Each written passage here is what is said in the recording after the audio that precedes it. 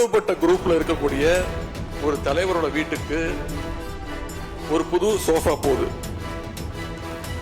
Sofa பின்னாடியே புது முதலமைச்சரும் அந்த வீட்டுக்கு போறாரு.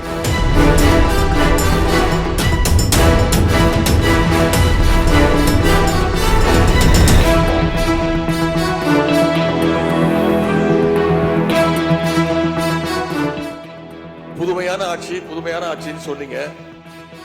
இன்னைக்கு புஷ்பா பட பாணியில ஆட்சி நடந்துகிட்டு இருக்கு.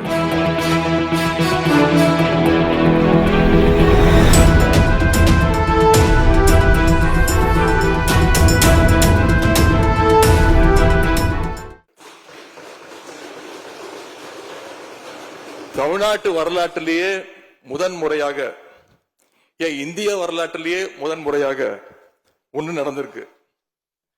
என்னன்னா, கட்சி தாவறதுக்கு முன்னாடியே அந்த குரூப் தலைவர் வீட்டுக்கு போய் இவ்வளவு ஓப்பனா அவங்க அதே பாஜக தலைமையிலான என்டிஏ கூட்டணியில் இருக்கக்கூடிய பெரிய கட்சியான அதிமுக இன்னைக்கு கிட்டத்தட்ட ரெண்டா பிளவுபட்டிருக்கு.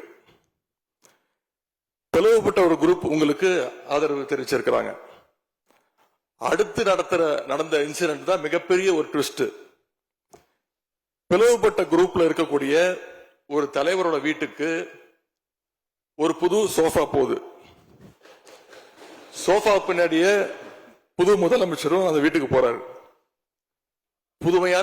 புதுமையான ஆட்சின்னு சொன்னீங்க. இன்னைக்கு புஷ்பா பட பாணியில ஆட்சி நடந்துகிட்டு இருக்கு.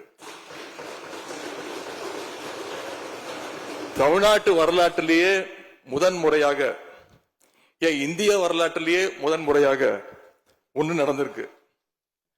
என்னன்னா, கட்சி தாவறதுக்கு முன்னாடியே அந்த குரூப் தலைவர் வீட்டுக்கு போய் இவ்வளவு ஓப்பனா அவங்களுக்கு இன்விடேஷன் கொடுத்ததை இதுவரைக்கும் இந்தியாவில் யாருமே பார்த்தது கிடையாது. இத பார்த்துட்டு மக்கள் இன்னைக்கு என்ன தெரியுமா கேட்கிறாங்க? சேஞ்சுன்னு சொன்னீங்களே, இந்த சேஞ்சுக்கு பின்னாடி மிகப்பெரிய எக்ஸ்சேஞ்ச் இருக்கோ அப்படின்னு மக்கள் சந்தேகப்படுறாங்க. இப்படிப்பட்ட ரொம்ப புதுமையான வித்தியாசமான செயல்பாடுகளால நம்பிக்கை வாக்கெடுப்பு கோரும் முன்பாகவே இந்த ஆட்சி அவங்களுக்கு வாக்களிச்ச மக்களுடைய நம்பிக்கையை இழந்துருச்சு. இவங்களுக்காக ஆதரவு கொடுத்த எங்க தோழமை இயக்கங்களுடைய நம்பிக்கையையும் கொஞ்சம் கொஞ்சமா சிதைச்சுட்டு இருக்கு. தேர்தல் நேரத்தில் ஊழல் சக்தின்னு சொன்னீங்க. ஆனா இன்னைக்கு சோசியல் மீடியால மக்கள் உங்களை பார்த்து கேள்வி கேட்க ஆரம்பிச்சிட்டாங்க. என்ன கேட்கிறாங்க தெரியுமா? அந்த ஊழல் சக்தியோடு சேர்ந்து இருக்கக்கூடிய ஆளுங்கட்சிய இப்ப என்ன சக்தின்னு கூப்பிட போறாங்க? கிளீன் கவர்மெண்ட் சொன்னாங்க. இதுதான் உங்க கிளீன் கவர்மெண்ட் உடைய லட்சணமானு மக்கள் கேட்க ஆரம்பிச்சிட்டாங்க.